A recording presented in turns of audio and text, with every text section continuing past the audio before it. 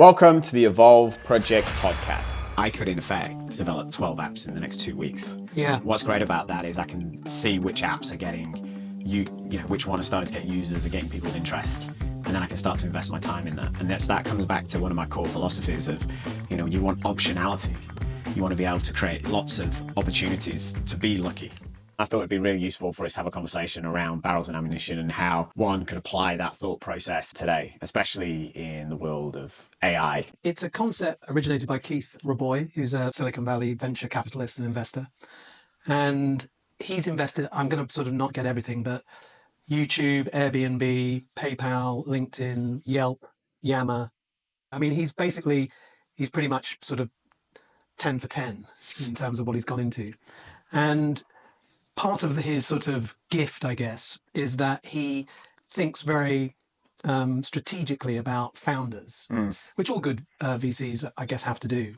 But he came up with this concept called barrels and ammunition. The idea is that if you want to scale and grow a business from startup, you, at a minimum, need to be a barrel. And a barrel is someone, I'll give the sort of simple definition first of all, someone who can take a concept from idea to execution. And they're typically sort of elite, high-impact individuals who can drive a business forward, can define problems, create strategies for solving them, and really take something from its sort of initial concept all the way through to launch. Yeah. Whether that be a product or a service. And as you scale a business, in order to get things done, if you're a barrel, you need to have ammunition to carry out the tasks. The Ben Thompson thing is a sort of a useful add-on to that, which is that ammunition is going to be replaced by AI. So you want to be a barrel, but it's a really nice, simple concept to understand. If you want to scale something and you're a barrel and you keep hiring more people who are ammunition, at some point you're going to need another barrel. So hiring barrels actually becomes a more important thing than hiring ammunition. And when you first mentioned the concept, for me, I'd never heard of it before. So I always like to test ideas. And the best way to test ideas is to see, have they been used before? And have they worked before? Like, is there historical evidence of this idea that we need more barrels in an organization? And through my research, a few things popped up. So I like to use ChatGPT. And one of the questions I asked it is, there are great historical examples of people that have hired barrels and been successful, the older the better. And it came up with the Roman Empire and Alexander the Great. Okay. Alexander the Great. He's definitely a barrel. Definitely a barrel, right? But he was famous for saying, I would rather face an army of sheep led by a lion than an army of lions led by a sheep.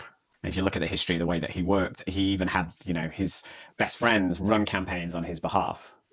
So there was this idea of, each general was empowered to make their own decisions and be able to create a battle plan and pivot and move. Right. And if I've watched a great documentary on it actually, where you can actually see where in the fights, when the actual battles, the pivotal moments were always when unexpected things happened in the battlefield. And the Macedonia army was able to pivot quite quickly and take advantage. And the other example is that the Roman army was had lots of barrels, and they had the generals, but they also had, within the generals would command 10,000 men, 10,000 troops, and every 100 men had a centurion. And a centurion was basically a mini general for those 100 men. Right. So in the field, they were empowered to make decisions. Yeah, there was something that's really interesting, a great example of sort of pivoting in the moment. And I guess a founder or a sort of startup founders consider themselves in battle a lot of the time, and having to sort of do things in the moment and pivot and make decisions under stress is, I think, the hallmark of a great barrel. 100%. And it was kind of coming back to that. So that was the first thing I wanted to test, the logic in history. And it definitely showed up. And one thing that was interesting was when the Roman Empire got too barrelish, the generals became warlords.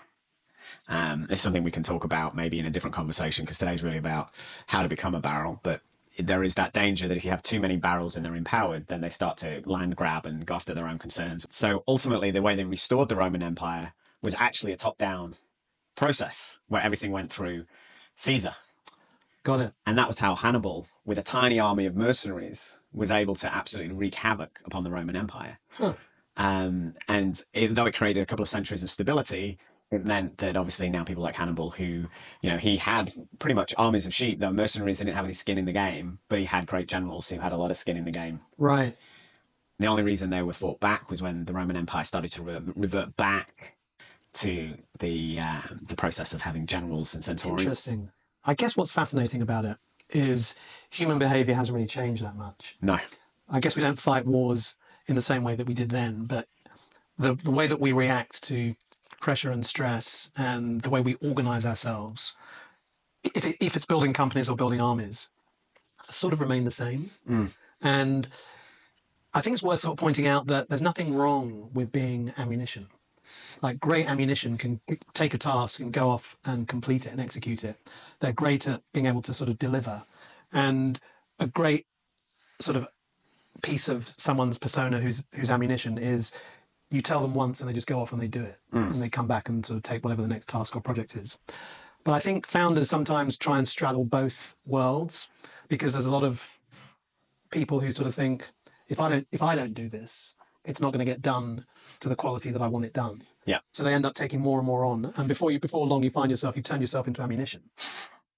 Yes. And then everything sort of slows down. So is this sort of slightly organic relationship between being a barrel, understanding how many people or how much ammunition you need, and as we talked about, that might be AI in the future, probably will be AI in the future.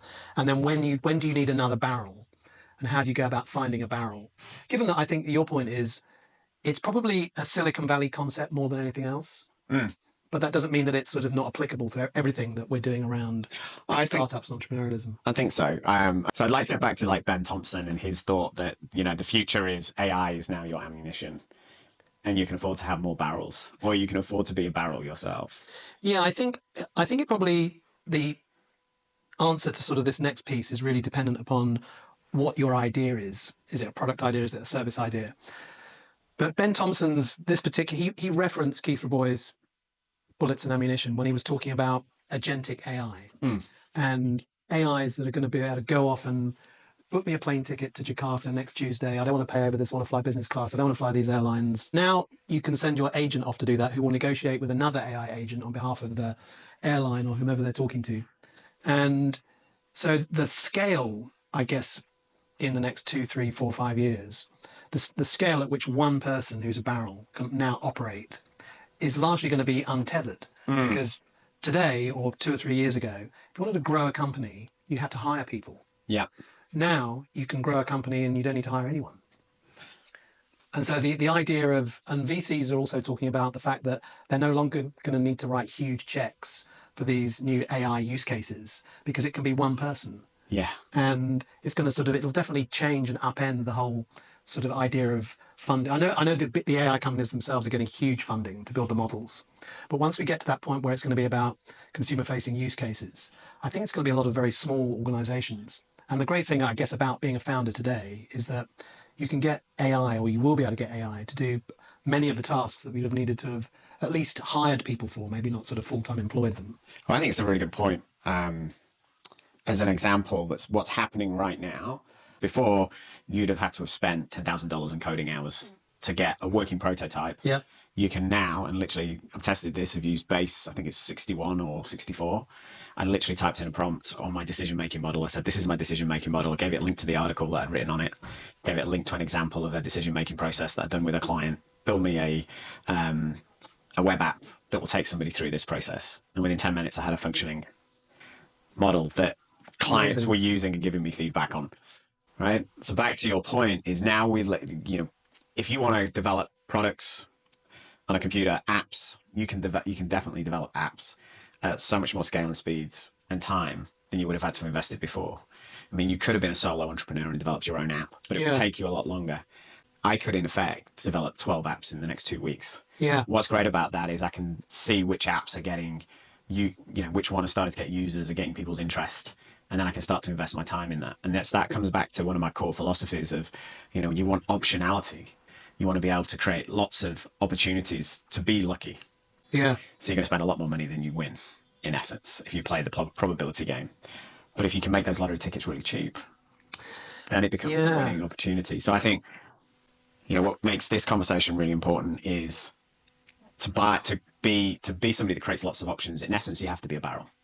You have to be a barrel. And as you were talking, I was sort of stitching together sort of two things that occurred to me. One is on my sort of, if I'm looking at Threads or TikTok, I see a lot of now ads for people saying you need to come to AI college Yeah. and how to learn to use AI. And there's an interesting, even though I'm not sure that I would feel confident sort of going to one of those places, there's an interesting thing that's happening because to your point just then about you spent, what do you say, 3 or 4 hours? Yeah. Is that people have got to learn how to use this stuff because it's going to unlock so many doors. So it's all very well being a barrel, but being a barrel who understands how you can no code. Well, I think it's called vibe coding now. Vibe coding. Because you can just, sort of, maybe we'll put a link to that in the show notes, but a podcast I was listening to over the weekend said that in the Valley, it's called vibe coding, which is basically prompt-based coding. Yeah. So you can just talk your program, you can talk your app or your idea into existence.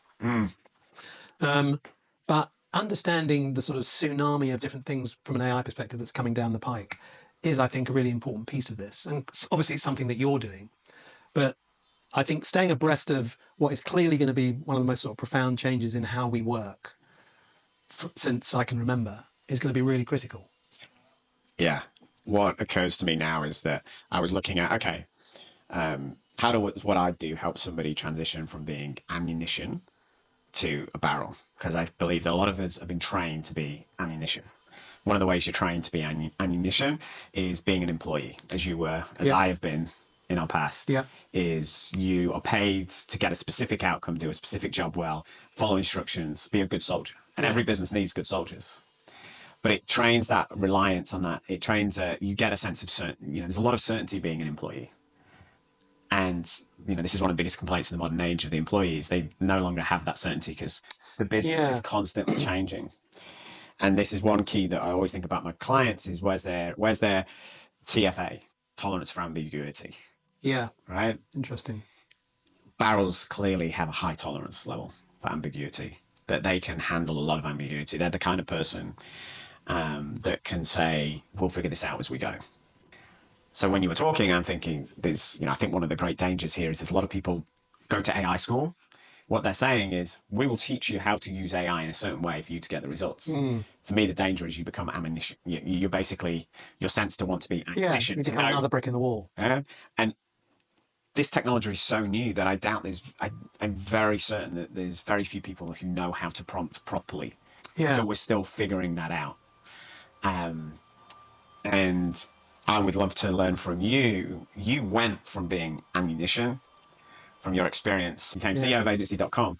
But before that, you were helping them develop websites for their clients.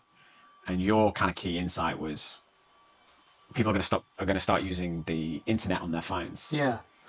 And you went from being ammunition and helping sell clients on building a website to actually going, well, you need to actually start thinking about how BA, I think was the example you gave, how you can book tickets. So I was wondering if you could give us a bit of context around that experience and how you dealt with that ambiguity of maybe not knowing whether you were stepping on people's toes by kind of pursuing what you pursued. Yeah.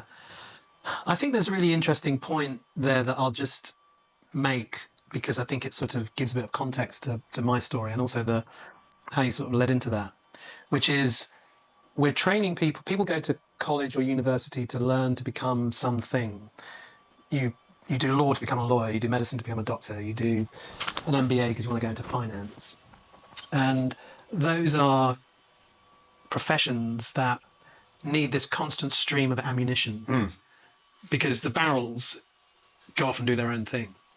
So I think that we're in this, and it's sort of related to sort of my story, I think. But I think we're in this sort of strange era, and I think we have been probably for 5 or 10 years and will remain so for another 5 or 10 years, where what happens in higher education is now becoming more and more irrelevant to how you build your life, how you build a career. And because higher education tends to sort of arm people to become ammunition, to come and work at a big corporation. And more, those corporations aren't going to need people for ammunition. They're going to use AI. Yeah. So what does that mean for anyone at this point, particularly someone who's ambitious and is sort of going through in their late teens, early 20s?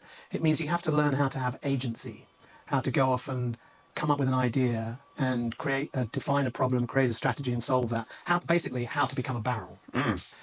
And so I would guess, looking back now to this particular point that you've asked me to talk about in my career, all of those things sort of happened to me without me actually thinking or realizing that they were happening. So I was at a company that was at the forefront of, in the 90s, taking companies online for the first time. Like 93, 94, I think agency.com was founded. And I didn't join until 1998, by which time we had a host of big name clients in the UK and the US, and we were managing all of their online websites, all of the e-commerce stuff. British Airways was a client, and Nokia was a client as well. I used to go down to Nokia every couple of weeks with a friend of mine who also worked at agency.com, and we used to go to their R&D department because we were both sort of quite interested in small form factor screens. Nokia were working on something that had a bigger screen, and they were saying we can essentially put the internet on these things. Now, to start with, that might just give you email, but eventually there'll be a browser. And once the internet goes mobile, everything will start. Use cases that hadn't seemed possible will become possible. So over the course of a couple of months of going backwards and forwards to Nokia and the car journeys to and from myself and this guy who was a producer, we talked about what would a world be like where you had a mobile phone and you could access the internet, and what would being untethered mean that you were able to do. And we kept coming back to this sort of place where we thought, well, okay, look at what you can do on a sort of tethered laptop. You'll be able to do that on a phone, but it'll be much more intuitive and much more location based. So how about you could book an airline ticket? You could choose your seat. You could book a movie. You could see a trailer to a movie on your phone. Book a ticket at that movie, at that cinema, and choose your seat. What about if you could do all of that? And this was sort of before mobile internet was a thing. Myself and this other guy, we sort of went to the founders of agency.com in the UK and said, we think there's a market here for companies who will want to not only have their websites available throughout the World Wide Web, but it's going to move to phones. And every phone manufacturer is designing phones with bigger and bigger screens. There is a protocol now for writing for these screens. It was called WAP, the Wireless Application Protocol. And these guys, the founders of agency.com in the UK, said, why don't you go off and build a department? Like, go away and do something and come back with a client. I suppose at that moment, they were barrels, unquestionably, but they'd given me a sort of like a task that I was sort of part barrel, part ammunition. But I realized that actually looking back on it now, I was a barrel because I defined a problem. I created I sort of thought, okay, how do we sort of strategize around solving this for clients? And to cut a long story short, it was essentially, we ended up building for Carphone Warehouse in the UK their first WAP site, which was essentially their website viewable on one of their phones. Wow. And fast forward a few years to 2007, you've got Steve Jobs and the iPhone, and the rest is history. But there was that moment in time where, and I think we're at a similar moment now with AI, where a lot of people are sort of thinking, hang on a second, if this plus this equals this, then all of this stuff is going to be come into view that just wasn't being conceived before. So being someone who can see where the world is going, the difference between now and then, I think, is that now things are happening at a much faster pace. Yeah. Then we had the luxury of, we could probably take 3 or 4 months to sort of figure out exactly how we might build a website on a phone. Now, as you just talked about, you can build an app in 3 or 4 hours. When I'm listening to you talk, there's some key kind of things that, are barrel-ish traits. The first one is, big fan of Rick Rubin and his book, The Creative Act. And he talks about collecting seeds. And he has this quote at the beginning of the book that I'm probably going to butcher. But it's like, these thoughts aren't your thoughts, or these creative ideas aren't your creative ideas. They're out there in the universe and they're just ready to flourish. Yeah. So if you're having this creative thought, somebody else is having this creative thought For sure. at the same time. And I think, And they were. they wouldn't have been developing WAP language No. if there was other people who saw this coming. What you were able to do was see if I use the metaphor of a surfer, you're able to say, hey, there's a big storm going on in Queensland this week. I know that there's going to be waves on Bondi Beach in about 3-4 days.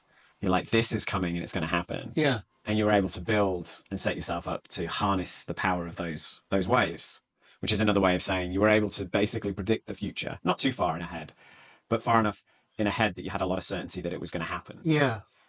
So I think one thing is, I think ammunition can have the same thoughts and draw the same dots. I think it's the part after that made you stand out in that moment, was having then the imagination to go, well, how do we if this is coming, this is going to happen, how do we position ourselves best to do this? When you mentioned the word having agency, I think that's really key. It's like, Yeah. you have agency, but it's almost like you took it.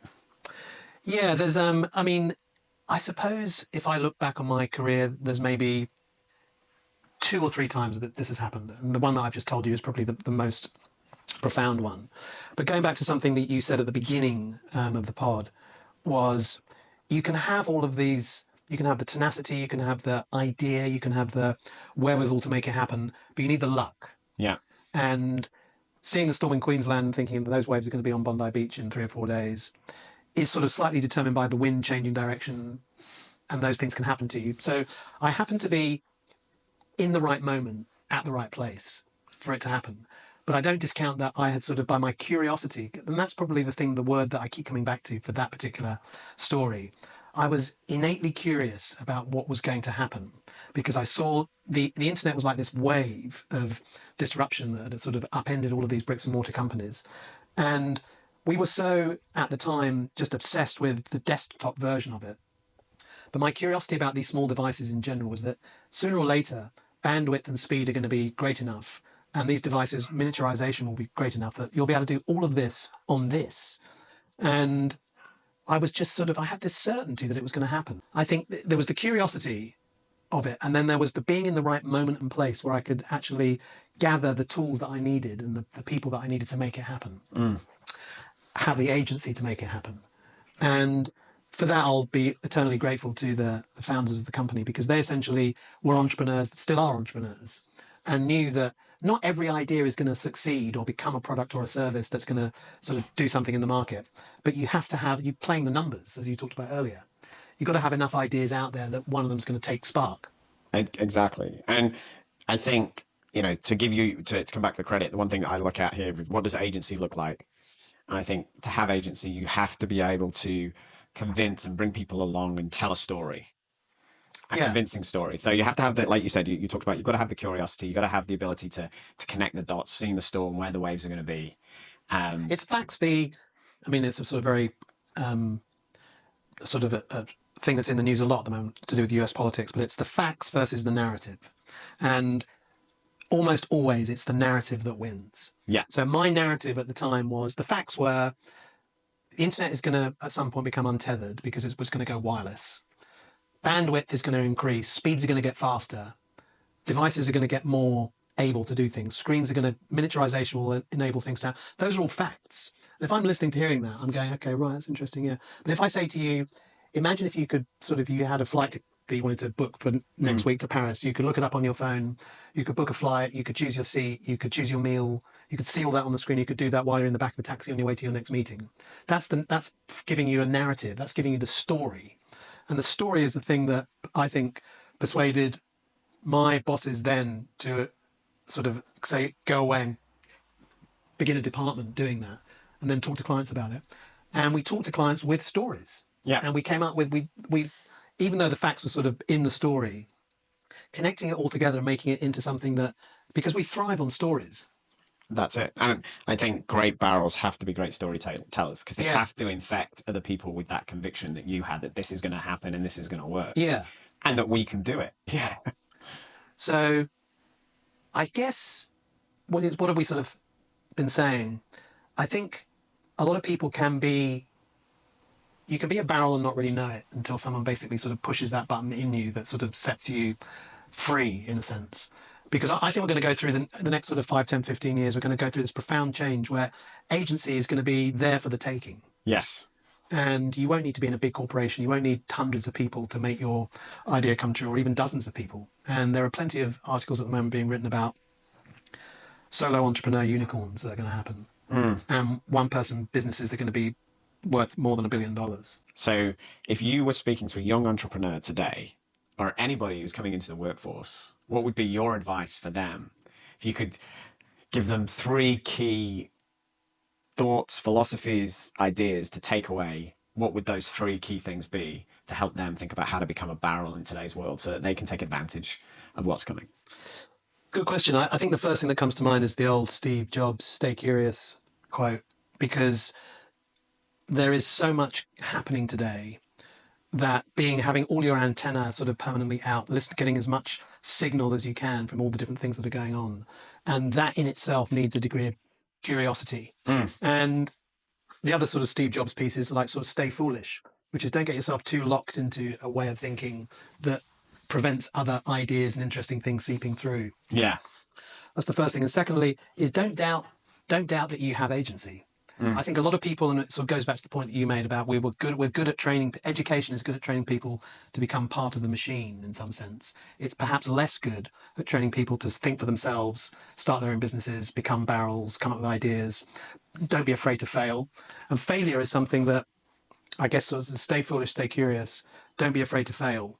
Because failure depends where you are. Culturally, in the US, particularly California, specifically Silicon Valley, failure is seen as a hallmark of experience. Yeah. And VCs tend to like putting money into founders who have tried before and failed.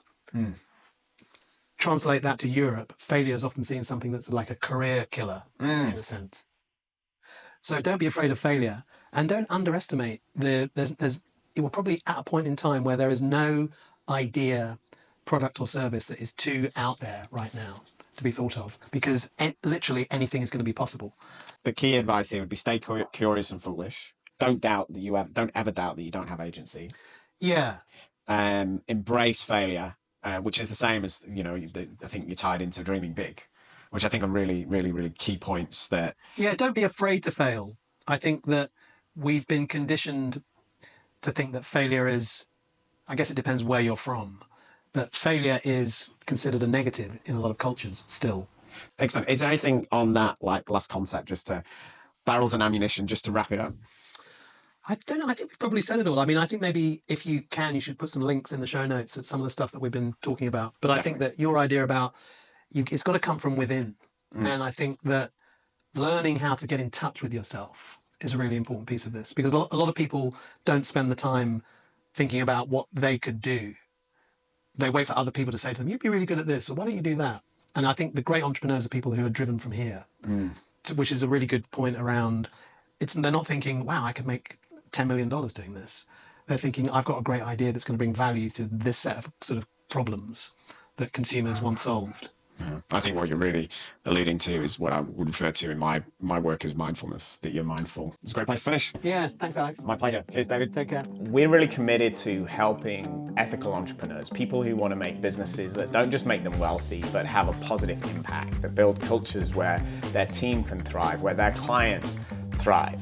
And if that sounds like you, then please join our community, the Evolve Project. And if you know anybody else that would be keen, then please feel free to share this content.